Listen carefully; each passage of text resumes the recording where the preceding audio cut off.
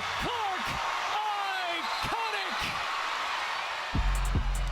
Doing what she does when it counts. That is Caitlin Clark making that game-winning three-pointer with less than 3 seconds on the clock. The Fever actually go on to beat the Washington Mystics 78-75. Got a full wrap of this game just ahead that came down literally to like the last few minutes. But we like to see it when we come out on top. Yes. It is 6 o'clock. It is Tuesday morning. We're glad you're with us here on 13 Sunrise. Yeah, we got to keep a watch on the radar this morning because much like the start of our week, we do have some showers ahead. We're glad you're up with us here on 13 Sunrise. I'm Julia, along with Julia, who is back, and Lindsay, and yeah, back with heat and humidity. Sorry to tell you. No, that's okay. We are definitely in the heat of summer. I mean, it seems like, Lindsay, we're unusually warm for this time of year. Yeah, it feels that way just because we don't usually get dew points this time, and that's really the game changer. It's just so humid outside. You really feel it when you step out there. And as far as achieving that first 90-degree day of the season, that typically happens about June 19th, so about a week ahead of schedule, as we are forecasting a high of 94 Wednesday into Thursday. In the meantime, check out your temperatures right now. I mean, we really haven't cooled off all that much during the overnight. Greenfield at 73, Pendleton at 72, Newcastle down to Rushville and Shelbyville also at 72. But just look at the dew point temperature. A lot of these numbers very close to what the actual air temperature is. And of course, the closer the dew point and the air temp, that just tells us how saturated the air is around us, and it is very, very tropical out there right now. And all that excess moisture in the air potentially fueling some of these showers that have developed during the overnight as we've been watching this complex move into portions of western Morgan County, so approaching Martinsville and Monrovia. Also some spotty showers, a little bit of lightning that's been indicated just to the north of Flora and just to the west of Logansport up across northern Indiana this morning. Some spotty rain also impacting Lafayette. We are now on the quiet side of this boundary that's been stalled out for several days, but we are still continuing to watch a complex that's ejecting out of Kansas and Missouri, and I do believe that could impact us later today.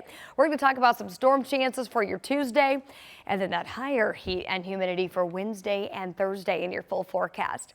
Right now it is 6:02, and luckily it's been pretty quiet so far on our roads across the metro. Right now we'll take you up to the city's northeast side, where we've been monitoring this new traffic flow pattern along I-465 eastbound to 465 southbound. This is where we've had a lot of work that's been getting completed up here with this big Clear Path 465 project. You can see they've completely ripped out this old bridge. Next step will be to rip out that old ramp system as new ramps are continuing to be opened up here on the northeast side of town. We've also got our road weather index fired up, where we've had some rain move across the I-70 corridor in western Indiana up I-65 to Lafayette.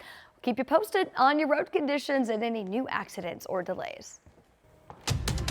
Thank you, Lindsay. Well, developing this morning, IMPD tells us they're investigating a deadly shooting that happened on the east side. This was around 1:15 this morning at this location. Actually, it was a laundry and tan connection here at East 21st Street and Midhofer Road. When officers arrived, they found one person who was shot. IMPD initially shared that the victim was taken to the hospital in critical condition. Police report filed just before 4 this morning, though, shows that it is now a homicide as that victim has died. We are reaching out to investigators to get more details, and we will bring you the latest as soon as new information becomes available.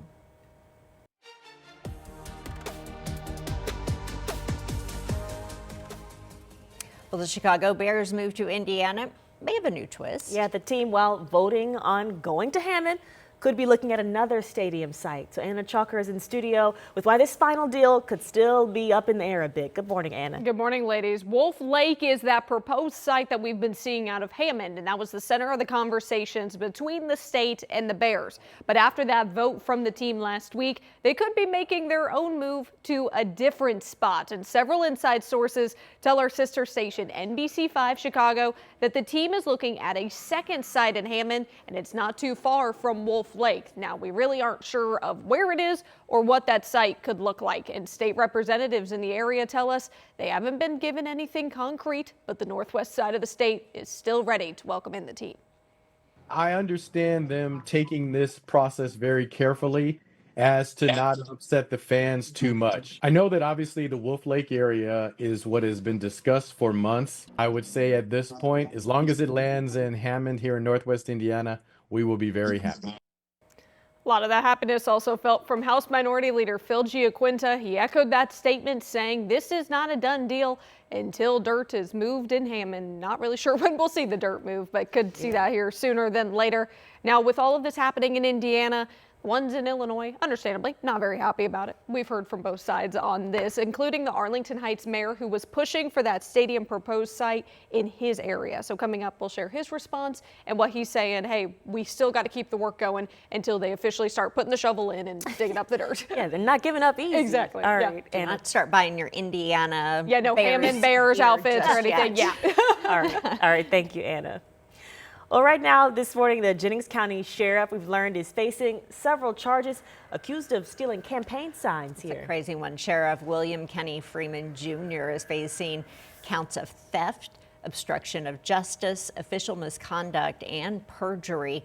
State police began investigating him last November. That's when a candidate for Jennings County Sheriff reported that his campaign signs were stolen. That candidate says that they tracked one of those signs to a dumpster on Freeman's property after they put a GPS device on it.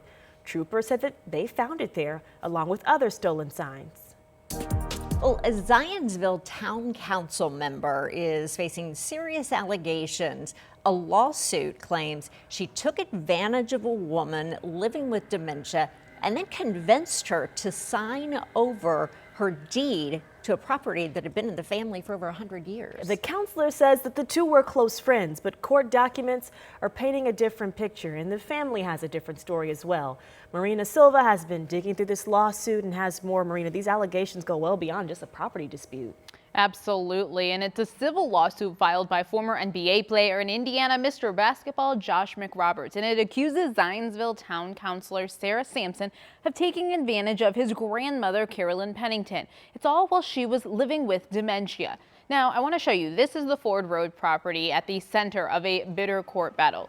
Court records say the home has been in Pennington's family for 150 years, and she wanted it to stay that way. Sarah Sampson lived right next door, but according to the lawsuit, everything changed in Carolyn's final days. Court documents say just 1 week before her death, Pennington signed a deed transferring the property to the Sampsons for $750,000. Records show Pennington had been diagnosed with dementia and was living in a senior care facility. The lawsuit alleges Sampson removed her from that facility, became a trustee, and later helped facilitate the transfer of the property. Court filings also claim Sampson told staff Pennington would receive around-the-clock medical care while living with her. Now, less than a month later, Pennington died in the hospital. The lawsuit goes even further, alleging Sampson had Pennington embalmed without notifying family members, preventing an autopsy and potentially leaving questions about her cause of death unanswered. Well, now both sides are waiting for the judge's decision, and there's no timeline for when that ruling could come down. I'll keep checking. I'll explain more about what happened in the court hearing that happened yesterday, coming up at 6:30. And she still bought the property, technically, because she paid $750,000 for Yes. it. Okay, Yes. but still how she got there is seeming to be the question. Those are some of the questions. Yep. All right, thank you, Marina. Well, your time is 6:08. Police say they have arrested a 22-year-old man in connection with a deadly hit-and-run crash. This killed a 6-year-old boy Sunday morning. Police say they were able to use surveillance video and license plate readers to finally find the vehicle involved. Police say the original owner had actually sold that car just 2 weeks before this deadly crash, but the information that he provided helped lead detectives to the man they now believe was driving that car and hit that little boy. Investigators say they arrested this suspect at a traffic stop yesterday afternoon. They do believe the crash itself was an accident, but they say the decision to leave the scene is what changed everything. Cumberland police say they are still reviewing surveillance video to try and determine how long that child had been outside before they were hit. A tragic story we'll continue to follow up on.